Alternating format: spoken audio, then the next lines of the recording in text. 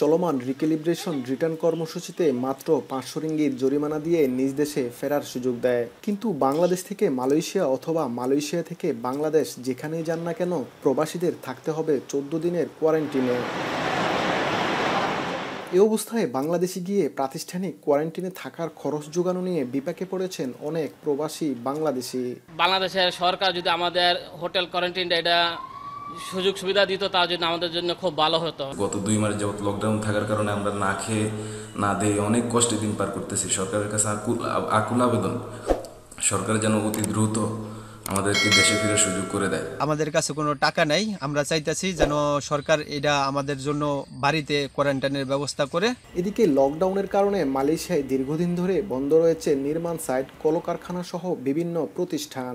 লকডাউনে বেকার থাকা প্রবাসীরা অতিরিক্ত বিমান ভাড়া দিয়ে দেশে ফেরত যেতে পারলেও প্রাতিষ্ঠানিক কোয়ারেন্টাইনের খরচ নিয়ে উৎকণ্ঠায় অনেকে।